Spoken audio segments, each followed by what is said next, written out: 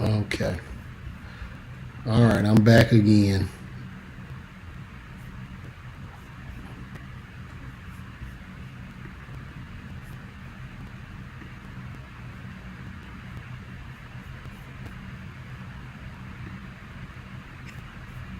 Why is this? Damn.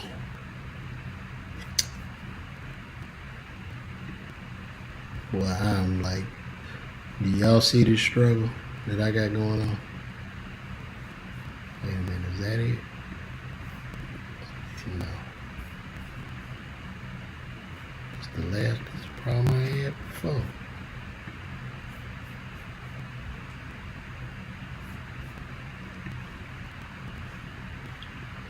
Oh, that's not it either.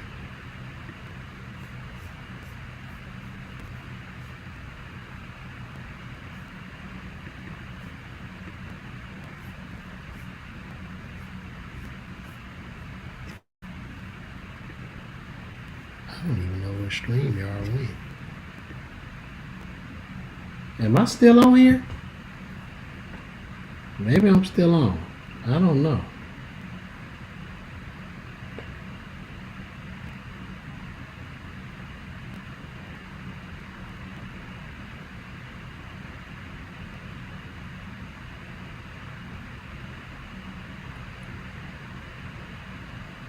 I guess I am. My ass still on here. I'm about to take this shit off again. This shit is tripping, bro. Damn. We gonna figure it out though. Oh, there I go. All right, we back again from the technical difficulties, man. Listen, guys. Like I said, I am. Yeah, you need a whole new window. Yep. I don't know why I was having so much problems with that. Well, these are the growing pains. All right, we back again. Pardon those growing pains, guys. We're back. I'm trying. Guys. Y'all gotta realize I'm the producer, director. I am talent. So when y'all see me fucking up on here, this is getting it out of the mud. This is what people talk about. Most people, when you doing shit like this, most people get frustrated. They give up, throw in the towel. But with practice, I will only get better. So I want to talk about Walmart and the pharmacists. So this is dear to my heart, and this is very, very sad. Shout out to all my pharmacist friends that are out there in the world. It's very, very unfortunate that Walmart wants to do this. Walmart wants to cut pharmacists' pay. Hours while the workload piles up. The cuts, which haven't been previously reported, are aimed at pharmacists' higher wage brackets, but shoppers lining up to buy weight loss drugs to drag on profits despite their higher price. They got a $3.1 billion opioid settlement that they have to pay. And they want to get pharmacists to voluntarily reduce their pay. I want to tell anybody, if you know a child that's interested in becoming a pharmacist, it's very important that you tell them don't do that shit. I know it's cute that they have their doctorate and all that shit, and this is coming from a pharmacist. So don't call me no hater. I've done this. I've walked this. I've been through this shit, so hopefully you won't have to go through it. What is happening is, in the world of pharmacy, what's happened is pharmacies get reimbursed through what's called a pharmacy benefits manager. Okay? The pharmacy benefits manager will be like a middleman. It's your insurance company. It's your insurance company going to, the manufacturers of these drugs and they're kind of bidding a price for the patient, supposedly, on your behalf. And these pharmacies buy these medications, and what ends up happening is a lot of times with a lot of brand name medications, they're reimbursed for lower than they actually paid for the drug. I don't know why this shit is legal. I don't know why it works this way, but this is how it works. Ever since the new healthcare mandate and the updated healthcare shit, this is what has happened. So you're seeing a lot of independent pharmacies close. You're seeing pharmacists that are working, insane hours with minimal help and support. And they have to work this way because the reimbursements on these drugs are so low. And these things that they call the DIR fee, which is a direct remuneration fee that these PBMs just put on top of the price of the drug. So not only do they reimburse you less money, they come back like at the end of the year, anytime they feel like it, and they put like a fucking clawback fee on the drug. So a lot of these pharmacies could end up on $70,000, $80,000, $100,000 at the end of the year, and there's no way for them to process those fees at checkout. So what's ended up happening, as in all of healthcare, is you have healthcare professionals, your pharmacist, your physician, your surgeon, and you have all these people that have gone to school. They've done the right thing. They've worked their asses off. They've taken hard tests. They've jumped through all the hoops of fire. And for the most part, 90% of healthcare professionals have been completely fucking brainwashed to be great slaves. Okay? Now, as a former healthcare professional, I have to speak on this. Now, this is very, very dear to my heart. So, in pharmacy school and medical school, they train you to do your job. They don't teach you the profitability on the back. They don't teach you to be an owner. They don't teach you any entrepreneurial skills. And when you come out as a pharmacist or a doctor, in society, you primarily get a pat on the back. Oh, that's good. You got a good job. You a physician, or you a pharmacist, or you this, or you that, or you making 6 figures. Oh, that shit. But it's not. It's not what it's fucking cracked up to be. Because once you get into the system and you see how these pressures build up, and you see you don't have support, a lot of you go to your doctor now. You go get a physical. That doctor can't be in that. He can't be in the room with you no longer than 7 to 8 minutes. If he's over that time, he loses money. This is what's happening. So you could have some major shit going on. You could be dying. All right. All he's gonna do is come tell you to raise your right arm, raise your left arm, do a cough, and he has to get the fuck out of there to go service the other 800 patients that he has. So what the healthcare system in America has come is a cattle system where we the people are the cattle and the practitioners, and we're just being shuffled through. And what's happening, you have the suits, such as the insurers, the insurance company, that sit in these offices and make the money. And they are the ones telling you guys what's best for you, even though every human body is unique. There's certain drugs that work better for one person that won't work better for the other person. There's certain generics that'll work better for some people, but one person might really need the brand name for whatever reason. Absorption rates, how it goes in the body. But the insurer says, no, we gotta make this fucking money. So, Miss Mary, you get this shit medicine. Okay? And the doctors have no say so. The doctors, pharmacists, most people in the healthcare system are at the will of the insurance company. And the insurance company's job is to make as much fucking profit as possible. Now, what has happened, unfortunately, I know that Obamacare should have been a good thing, but with so much heavy legislature, when they pass a bill, the bill is 7,000 pages long because they sneak shit in the bills to get past the people.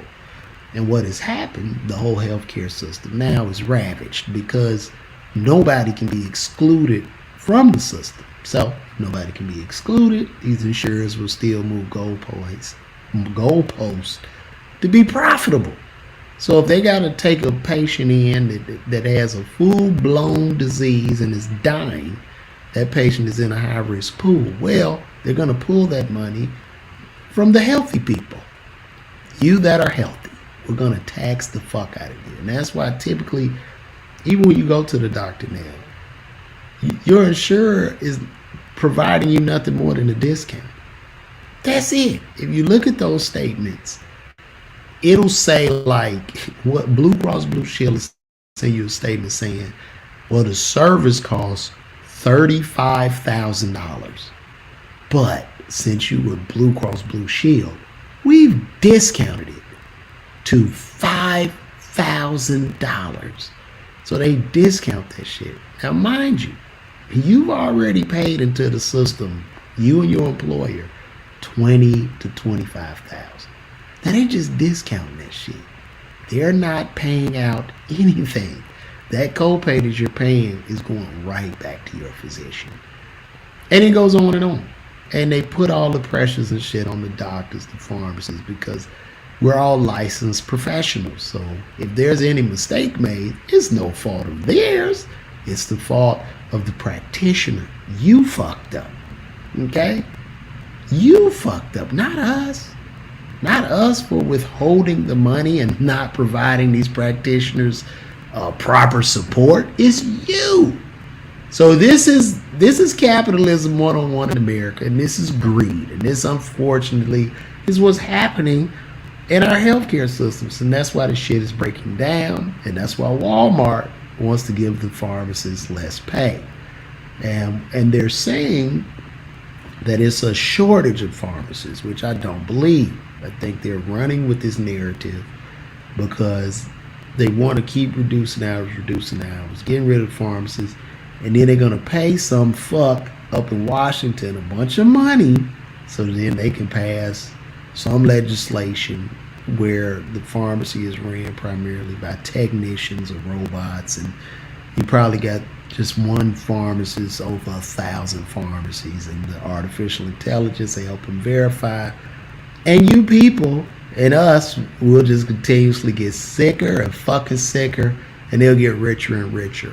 This is what I'm talking about in the system, the diversion that's going on. You got people fighting over bullshit. They throw the race-bait diversion at you to keep your eyes off the prize. When it comes to money and elitism, elites are of all colors, all races. Now, there might be more whites in there, but we're still coming up. And a black elite don't give a fuck about your po ass just like the white one. So we have to learn to read between the lines here, okay? Read between the fucking lines. The motherfucker at the dollar store that shot those black people is no different than the nigga at the hood that shot 3 black people. Trust me. They throw this shit out to divert you from what's really going on. And what's really going on is the middle class is being eroded, the rich are getting richer, and we're all getting poorer. And this is what's happening. And so the elites, they're sitting up eating steak and lobster, and as your belly is to your fucking back, they say, hey, we need to divert them. Let's throw out some racial shit. Let's get their mind off of it. Let's get them back in fighting again. This is what's happening. And nobody seems to know. Nobody seems to pay any attention to this shit. And I just be reading between the fucking lines. And often when I read between those lines and I speak out on certain issues, I'm immediately dismissed and I'm labeled a coon. But this is what's happening. This shit is rich versus poor. Classism is here. Classism is accepted. right? When you get on that plane and you walk your poor ass to the coach, you accept that. You don't fight. You don't say, hey, I identify as a first class passenger. No, you walk your ass to the back. Because if you don't, there's going to be some cops to pull up and they're going to drag your ass off the plane. And you'll be on Greyhound the rest of your life. This is where we're at. And for people not to look at this shit and understand it, it drives me insane. So, yes, Walmart wants to reduce the pharmacist's pay. They want to cut their hours. You can't find technicians. None of that shit. They just want to reduce them because they bleeding money. And I'm guessing with the weight loss drug, Wegovy, Mounjaro, which are these what they call GLP-1 agonists, which basically is a special term for they just trigger your body not to be hungry. They've identified some hormones in the intestine which they stop and your satiety centers are suppressed, and you just go without fucking eating. And this is what's happening. Now I looked at the mechanism of action and shit with them. I just forgot how they go once I haven't read up on it in a while. But this is what's happening. And also, too, we're experiencing a teacher shortage as well. There are not enough teachers. They're not enough. Right now in America, there are not enough teachers and there are not enough police. But the media is not talking about this shit, especially when it comes to cops. There was one city where the whole police force resigned immediately. Everybody fucking quit. Where there was nothing but a chief left. They didn't even talk about this shit for real in the media. It just came by as a blip. But what's happening? What are we leading to? We're leading to lawlessness, disorder, possibly civil war. This is where all this shit is going. There's no other place for it to head. And you would think that most people, wouldn't want to go to war because we live such comfortable lives, like right now. So you don't want to sacrifice, like, you know what I'm saying? Like just chilling with your phone and burying your head in movies and podcasts and watching me do side-by-side videos or comedy shows, which I will be at the Atlanta Comedy Theater September 29th to the 30th. You want to, you would think that, but the rate at which we're going, like it's looking bad. No teachers. So you're gonna get to a point where people are gonna have to like literally pay a teacher out of your pocket for a child or whatever. Or we get to a point where you homeschool, or maybe we could log in or something, and one teacher, you had like this one excellent teacher that can teach millions of children online, and maybe they should be rewarded.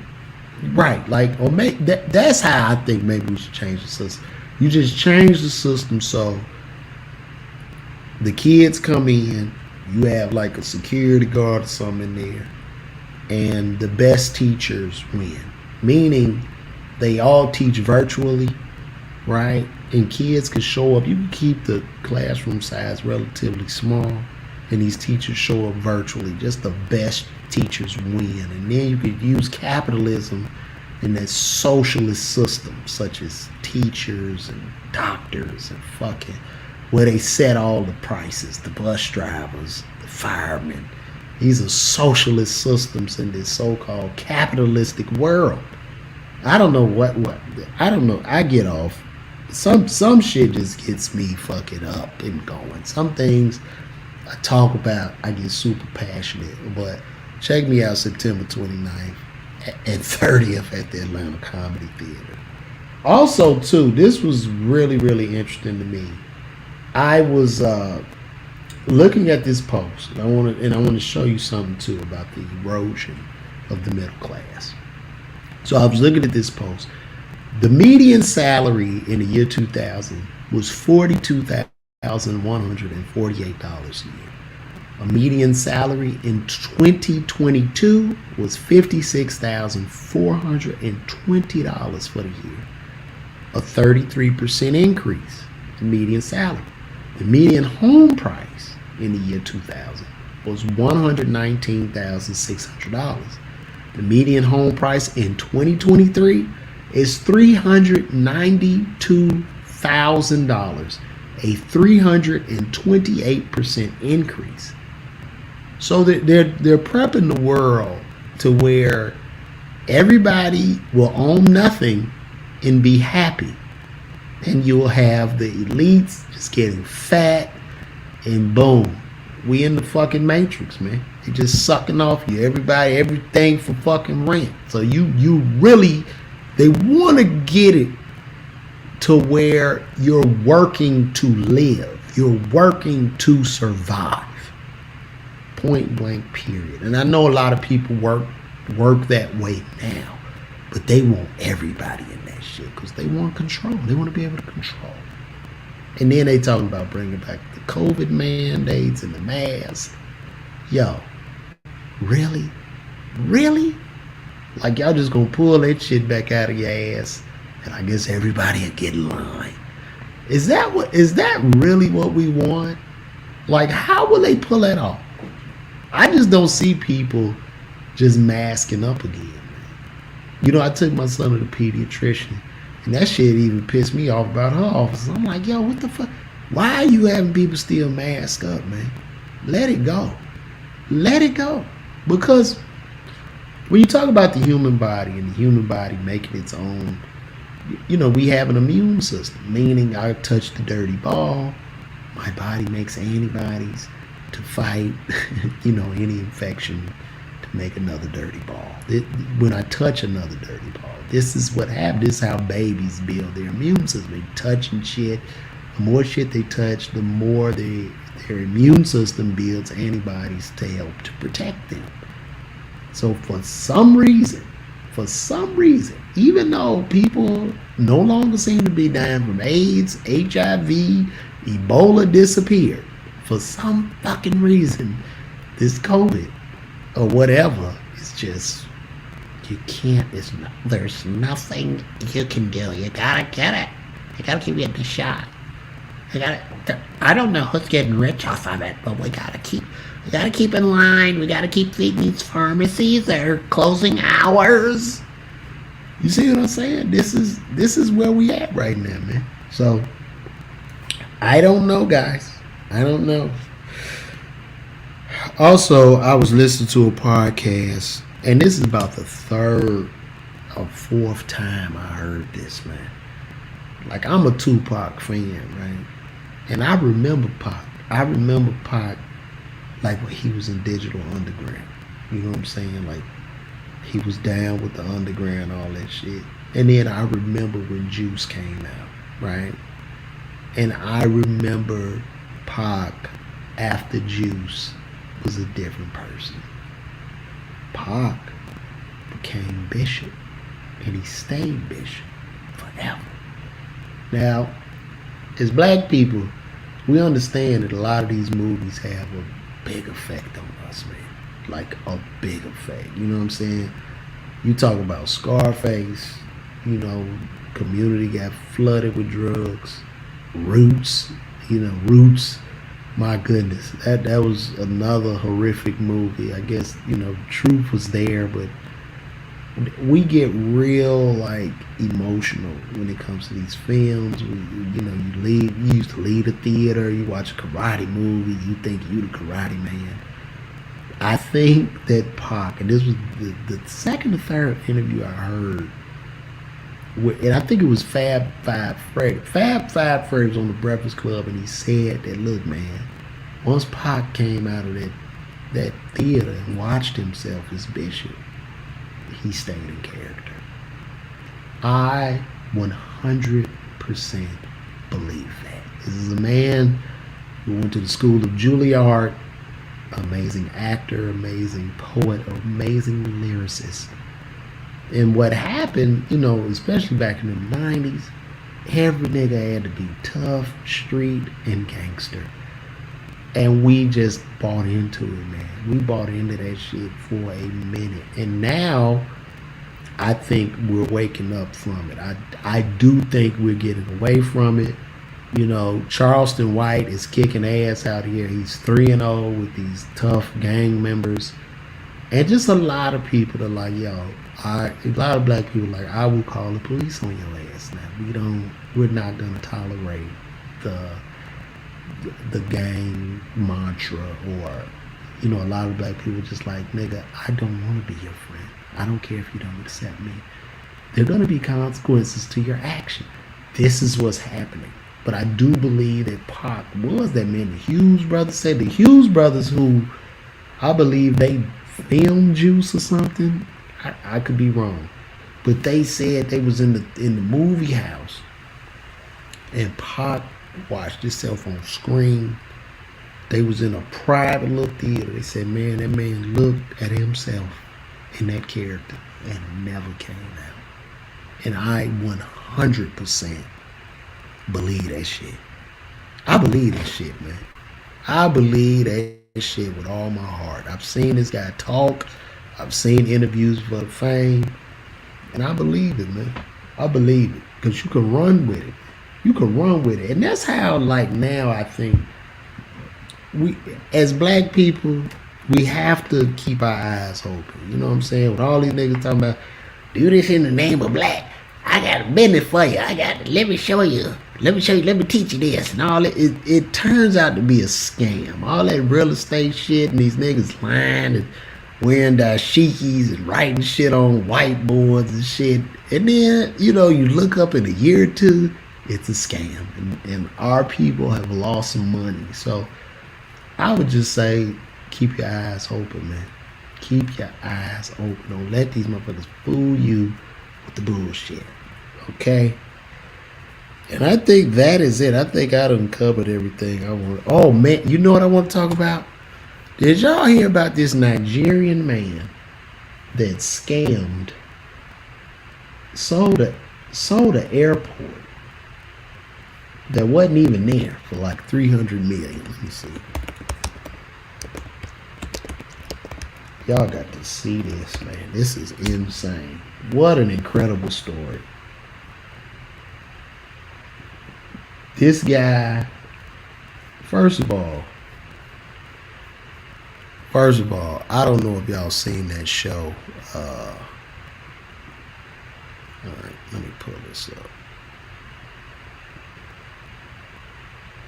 Do I have some more here? Wow.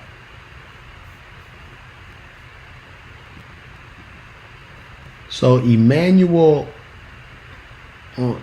Wude, I guess the N is silent. The man who sold a fake airport to an international bank in one of the biggest frauds in history.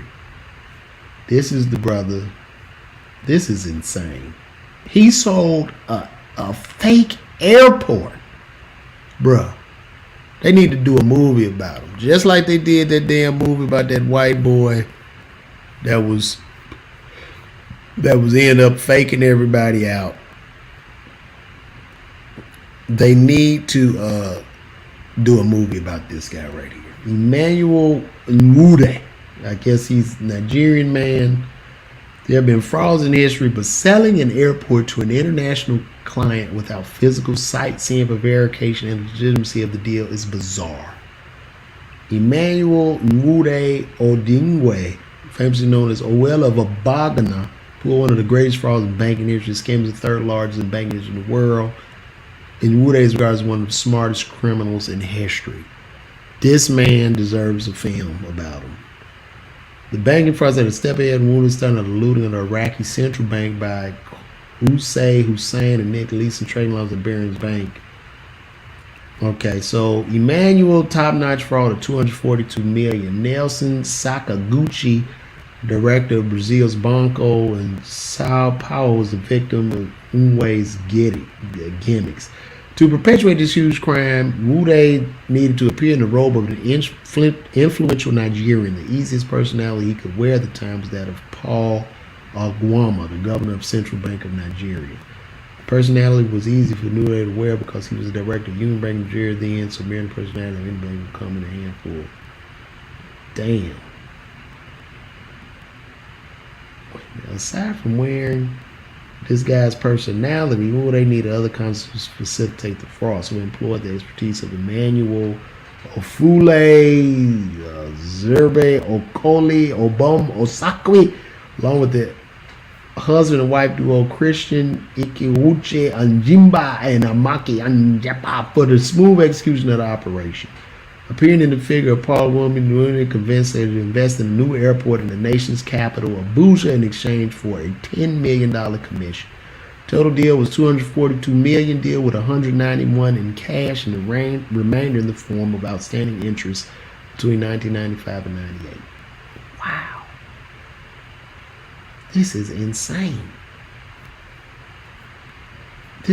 In 1997, Banco Santander, a Spanish multinational financial services company, moved to take over Banco Nordeste Brazil while at a joint meeting to facilitate the takeover. A large vacuum was uncovered. The vacuum looked so massive that it was given a proper look. It was uncovered that a huge sum of funds was lying fallow in the Cayman Islands untouched. This fund is about 2/5 of the bank's total volume and half of its capital. This led to setup of a criminal investigation team in countries where the individuals involved are residents. The countries are Brazil, Britain, Nigeria, Switzerland, and the U.S. The newly constituted anti-graft agency, the Economic and Financial Crimes Commission, hunted New Day in Nigeria. Nelson Sakaguchi was arrested at JFK and offloaded and dispatched special stand trial to try to lay setting up bank account there as part of the fraud. But to buffer the situation, damage control, the Simonson and Cochran families who owned the Banco paid the $242 million. One would think that this should be enough to save the situation, but the bank collapsed in 2001. As for Nelson Sakaguchi, he was arrested and offloaded to Switzerland to stand trial. Wow. This is insane. This Nigerian man swindled these people, made them pay for an airport that wasn't there. He don't need to go to jail. I think the monies, I don't know what they need to do, but this man is brilliant. Like, they need to sit down with him and try to figure out how he did this shit and how stupid are people, how dumb are people, man, where you spend $252 million for an airport you ain't never seen before. My goodness. You would think, you giving people too much, man. Like, I think we give people too much credit because you got to be dumb. Like, they should let them keep the money and everything for that. And they need to do a movie about him. What was the name of that movie? Anybody know the name of that movie where the white boy kept changing his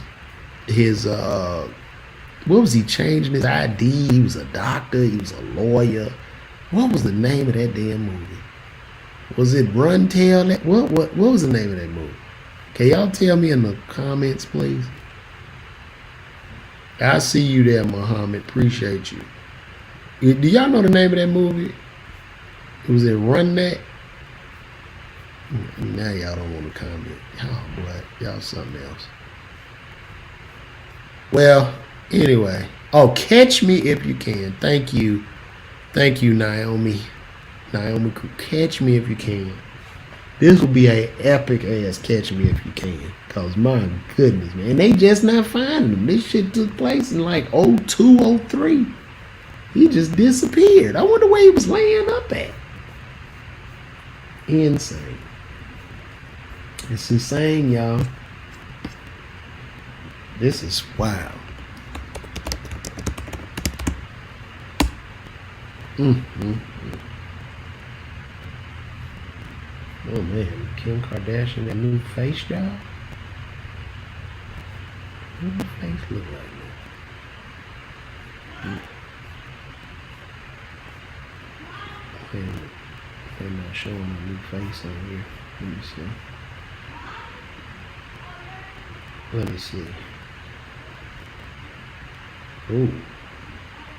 They saying Kim K look like the mask now.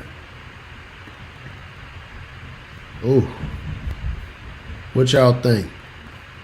Oh boy.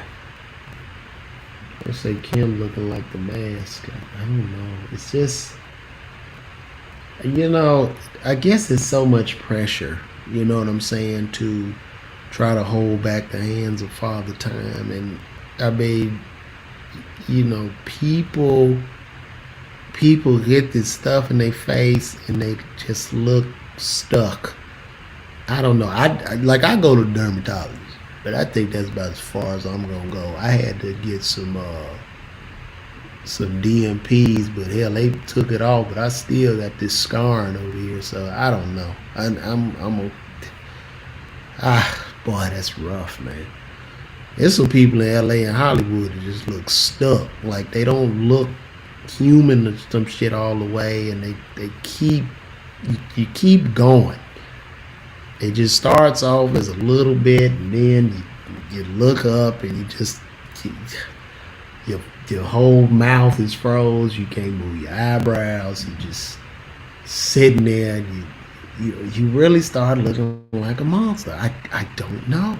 It's very, very interesting.